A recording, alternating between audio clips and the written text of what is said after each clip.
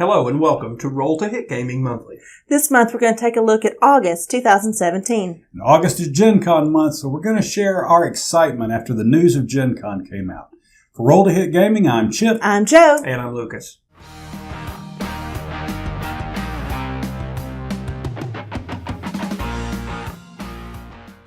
Last month I put up 4 videos on the channel, two-part series. And for new viewers, the way we do this, we typically put out a first look, which is an in-depth look at what's in the box, how you set it up, and how you play the game. And then our impressions videos will be our review, where we'll tell you what we thought of it and give each game a die rating, D4 through D20. So I did a 2-part series on Viticulture Essential Edition, which is a game from Stonemaier Games, where it's a worker placement game where you're placing your workers to grow and collect your grapes, make them into wine, and sell them for victory points. Check that out. I also did a 2-part series on Fields of Green from Artipia Games. And this is a re-implementation of the old Among the Stars game, and instead of building your space station or whatever, you're building up your farm in kind of the early 1900s. Really neat little engine building game. Check that out as well. And I did an impression video on North Star Games' new Wits and Wagers Vegas, where they have implemented new betting strategies for the Wits and Wagers game. Really great game. And upcoming, I believe it's on Kickstarter right now. So check that out. We also put out a video of our 15 favorite worker placement games. 15 unique games, 5 from each of us, that we think you might enjoy.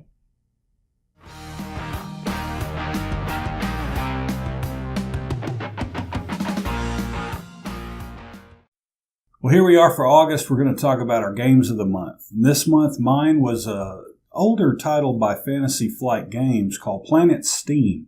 I think, Jolene, I think you were the one that brought this into the Roll to Hit Studios. Yep. And it's the steampunk. I don't dislike steampunk theme, but I don't jump for joy over it either. But this game is really, really cool. It's a hardcore Euro economic game. Of course, you're going for victory points.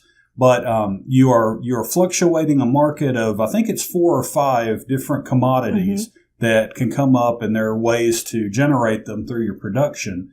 And man, you can really get strangleholds on the market, and when you do, it's time to cash in for victory points. So this month, I really, really enjoyed Planet Steam. I'm glad you brought it to the table. Well, one of the cool things about it, too, is that you have the machinery that you put into to get the water, to get the energy or whatever, and you have to actually upgrade your machinery as you go to get better components back to you. So it's got the production side, even area control, and then it has this economic side of playing with the market. Really, really groovy game. Yeah, when she bought that, I got to be honest with you, I didn't know what was in that box. Yeah. It's Fantasy Flight, and I'm kind of like you. I'm not turned off by steampunk, but I don't really care either. So, frankly, I thought we were going to open a box full of junky miniatures and have some kind of Ameritrash thing going. I did not expect what it ended up being, especially from Fantasy Flight, which was a fantastic Euro game with an economic simulation over here that was, deep enough to be immersive, but not so deep that it made my brain hurt. Great game. Yeah, really cool. Joe, what about you this month? Well, as you know, I'm really good at picking out gems. Of course. So here's another one. We played Rail Raiders Infinite. Yeah. That was a wonderful game. It's got these little chibis that are, Indians and gamblers and saloon girls. And basically you're raiding a train. And the board itself, it's different every time, but it's train cars that go out across it. And you come in on the caboose, and you are fighting lawmen. The original box comes with just regular lawmen, but it's robots, So you'd have a deputy, a marshal, and a sheriff, and you're fighting your way to get to the engine at the beginning of the train, and you're picking up loot along the way. There's these action cards and where you can get either bonuses for that particular round of combat, but it's not a cooperative in any way. No. You are all, outlaws trying to get the most loot. So, at one point when we played, the last time we played, I was able to, kick Chip off the train. It was fantastic. But it's a lot of fun. And it was a real big surprise for me, and I really enjoyed it. Thank you, Ninja Division, for Rail Raiders Infinite. Yeah, I really fell in love with the chibis when you guys introduced me to the Arcadia Quest, and I've liked those. I like that style, I think, and you guys brought out Rail Raiders, and I saw the chibis. I was like, okay, well, let's play, man. It was a really cool game. It's a little cutthroat, but it's all but it's fun. It's lighthearted fun, right? Yeah, so really good game. Yeah, it's a dice chucking good time, right? My game of the month for August is I'm going to be on the new hotness list here, but I've just been enamored with this game, and that was Simon's The Godfather: Corleone's Empire. It's a worker placement game with some area control set into the Godfather universe, which really works for me.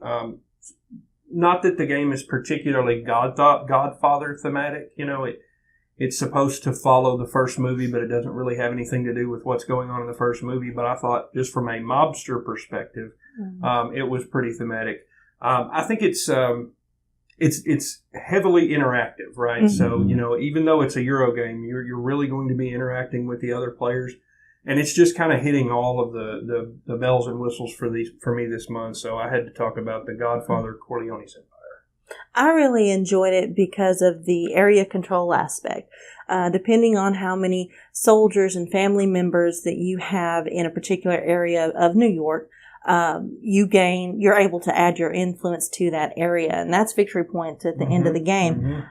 You're also able to knock some of your other families out of the areas and put them face down in the Hudson. So it's very thematic as far as the gangster and the mafia. So I loved it, and yeah, that was a fantastic game. And those are our games of the month for August.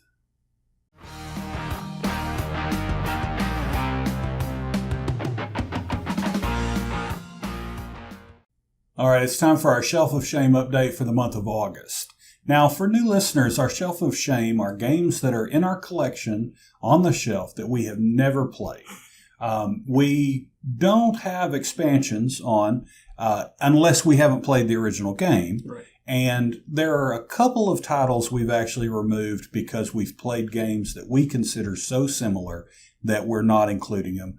The two examples I can think of are the Pathfinder adventure card game. We have played Rise of the Rune Lord, and we own Skull and Shackles, but we do not include Skull and Shackles on the list.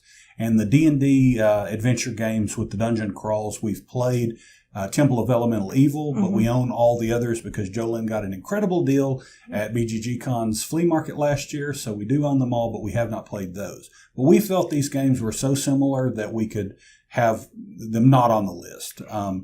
Other than that, if we own it and we haven't played it, it is on our list. And the update for this month, we have played 15 games. We added another 12, which that means we're plus 3. We've had worse months.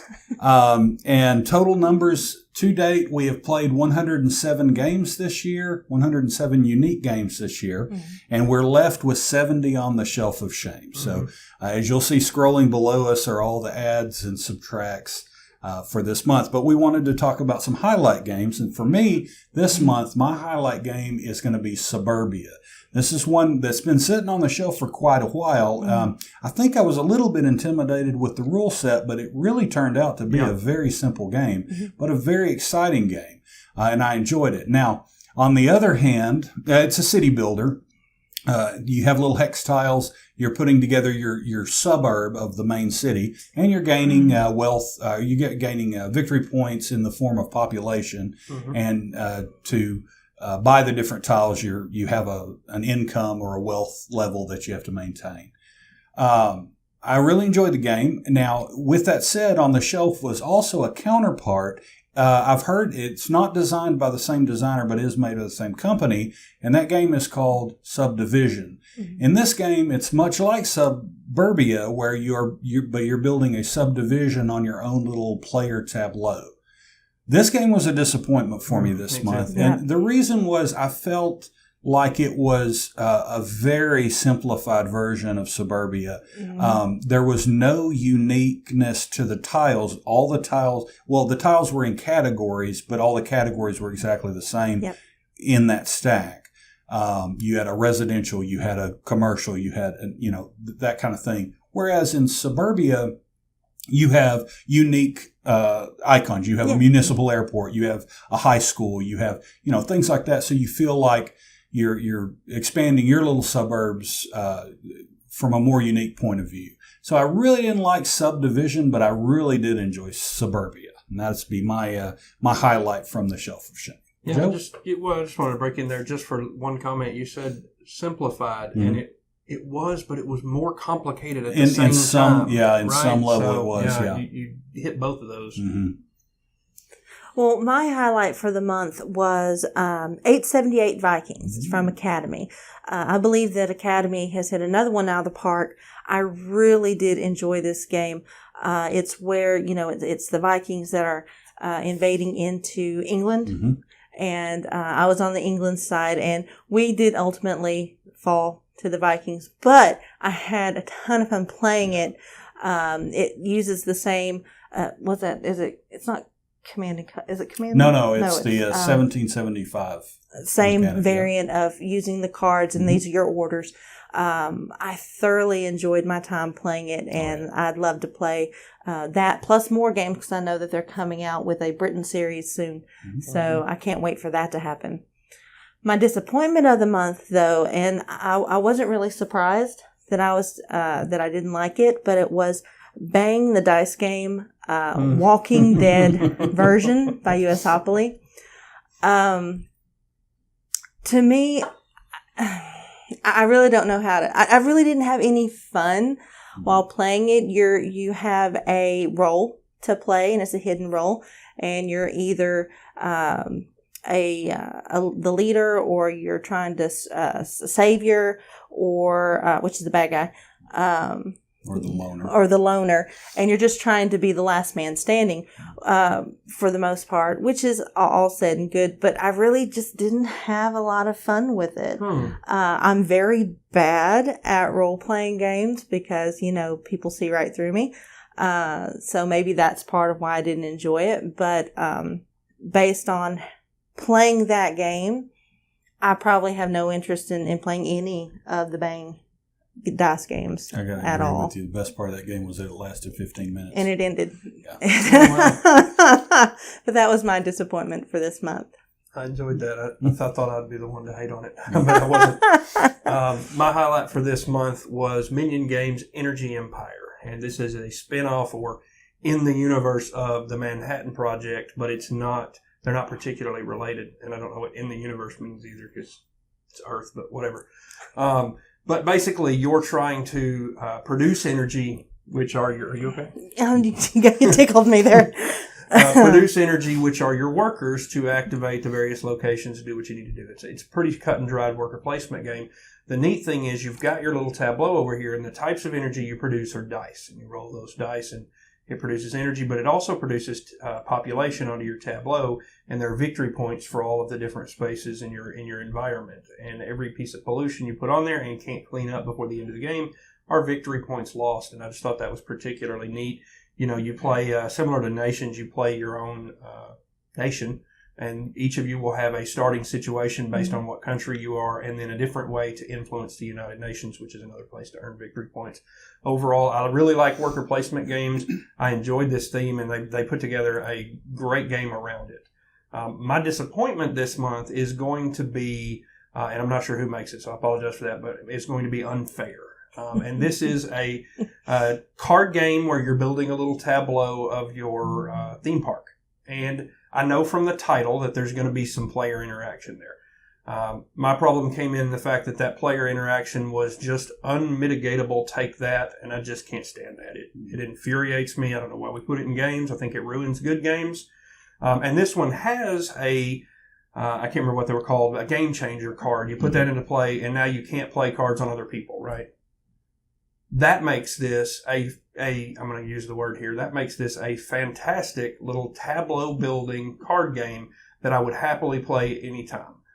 Without that game changer on, I will never touch this again. It's just unmitigatable. Take that, and I don't have time in my life for it. So my disappointment this month is Unfair. Now, talking about Energy Empire, you, Lucas, are a fan of DC Comics. I am. You should be aware, or you should be used to the alternate Earths. This is what it is. I guess that's what it is. It's Earth 1755. I guess that's what it is, yeah.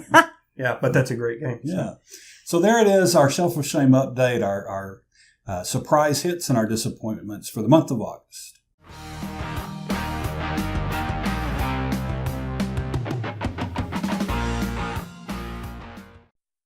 For this month's discussion, we wanted to talk about some things that have gotten us excited after Gen Con is finished. Now, for a disclaimer, we did not attend Gen Con, but for me, I was watching Gen Con coverage, and these are titles that really got me excited, got me intrigued after watching all that. How did you guys come to your selection of games? Well, we looked at the BGG Con list that we found with previews coming out of Gen Con. It's about 21 pages, and we went through, or I went through those, and there were some things on there that had a lot of hype, things I'd heard about through either, Dice Tower or Rahdo or whomever. A majority of what I picked, though, was things like little hidden gems, things that really didn't have a lot of coverage for it that I could find, but really caught my eye, caught my interest. So I went with more of the hidden gems type thing. Yeah, I think I was a combination of the two. I followed the coverage and the hype out of Gen Con, but I also went through the Gen Con preview geek list that Eric Martin puts up, and it was basically a, oh, hey, what's that? And those were the things that I got added onto my list. So. Okay. Well, to start it off, I wanted to highlight one game that really caught my eye because it kind of takes me back to my childhood a little bit. And that game is Pioneer Days by TMG. It's upcoming. It is they call it a dice drafting game reminiscent of Oregon Trail. And when they said Oregon Trail, they had me.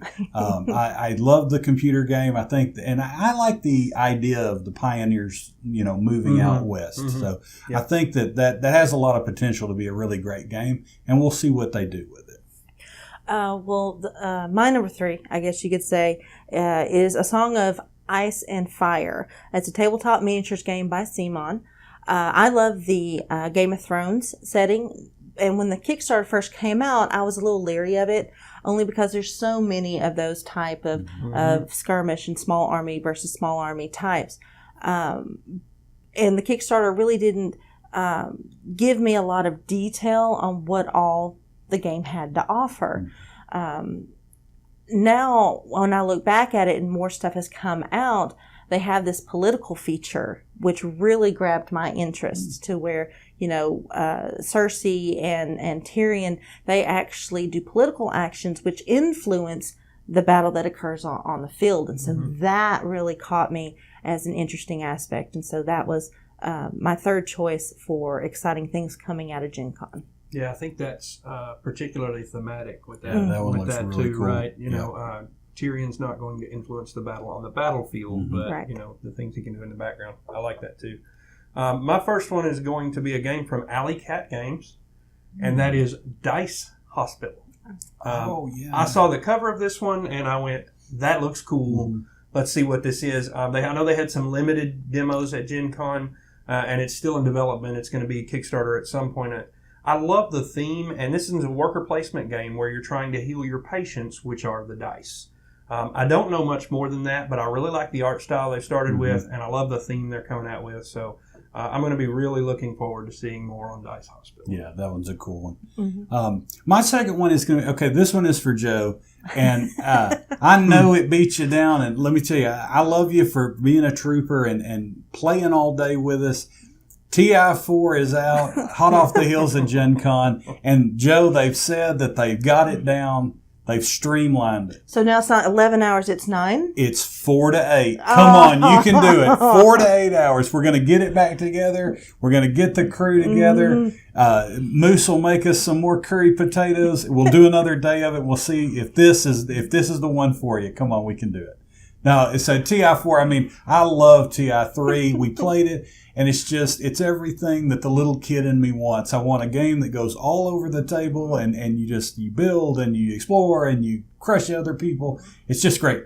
And so now TI4. Now, I've heard, though, that I've heard from people who are really deep into TI that, they did do some pretty significant streamlining.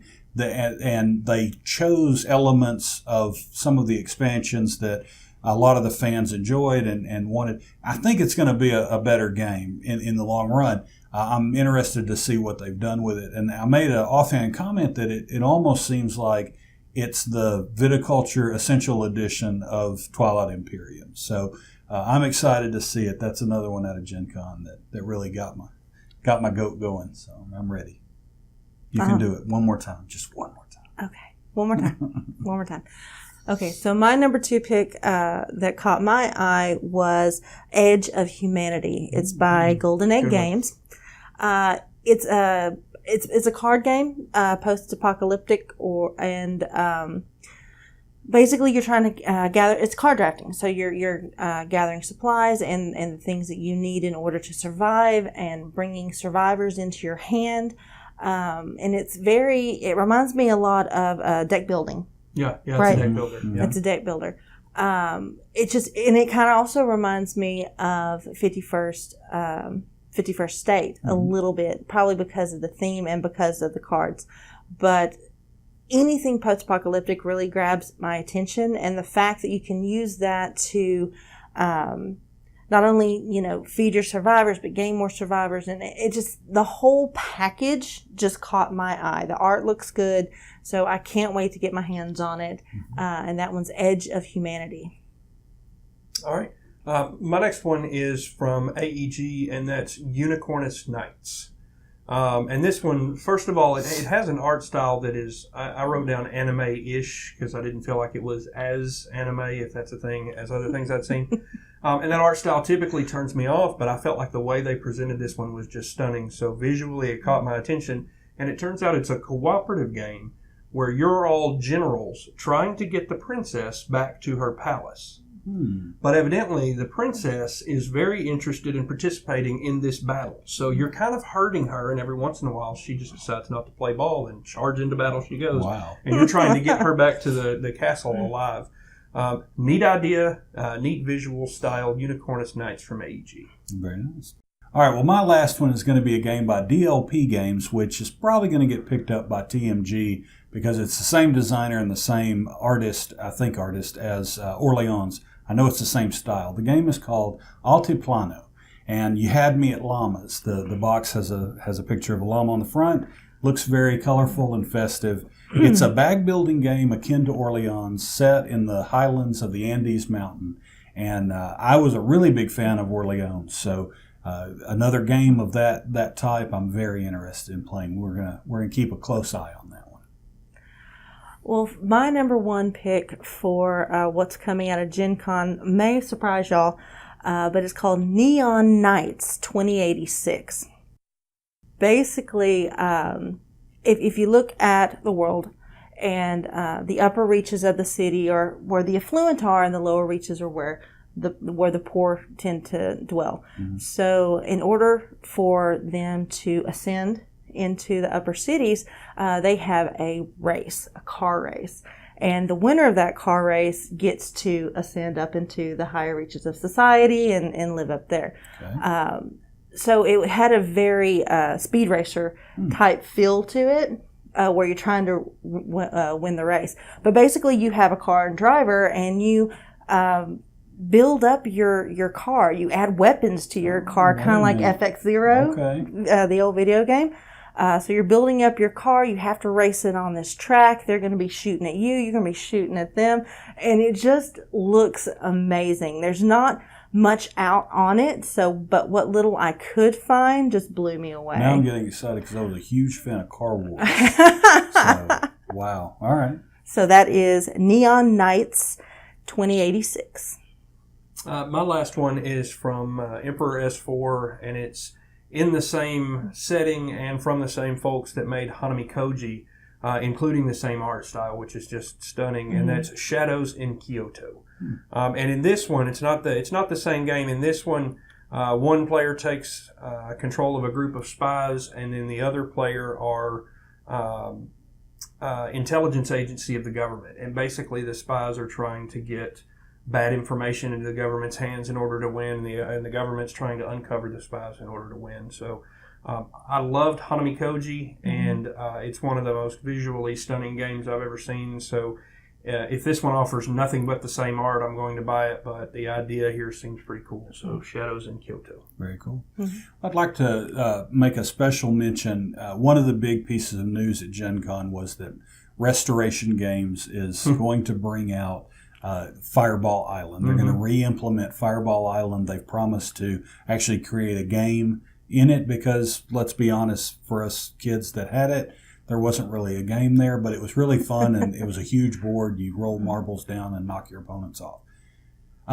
We played a game from our Shelf of Shame this month that I think would be a perfect fit for Restoration, and that game is called King Oil.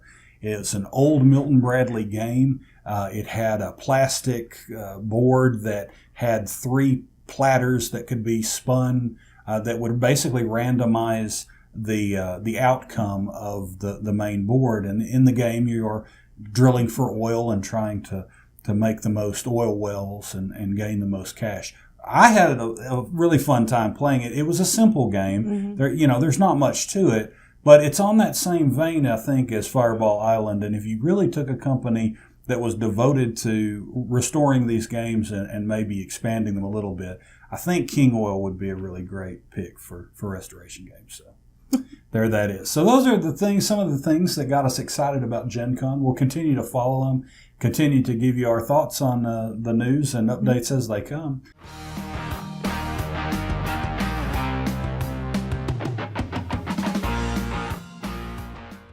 And now it's time for our Bad Board Game Description Challenge. Now, for new folks, this is not a description of a bad board game per se, but it is a bad description of a board game. And we have a little contest going. If you know the answer to this description I'm about to give, be the first one in the comments to answer it. And if you have a Board Game Geek account, let us know your username, and I will ship over 100 Geek Gold to you. So this month's installment. This game is for people who think chess has too many pieces, too many moves to remember, and too much board space. We've streamlined the game with a 5x5 grid and movement player aids that you'll only ever share 5 between the two of you. So if you know the answer to that, be the first commenter down below and let us know your BGG account. I'll send you 100 Geek Gold for winning the contest. With that, we end another Roll to Hit Gaming Monthly, this time looking back at August 2017. As always, I encourage you to follow the link that you'll see at the bottom of your screen and check out our blog where Brandon puts out daily content, news, articles, and the like. And you can also find our social media in the description box below. For Roll to Hit Gaming, I'm Lucas. I'm Joe. And I'm Chip. Don't forget to subscribe below.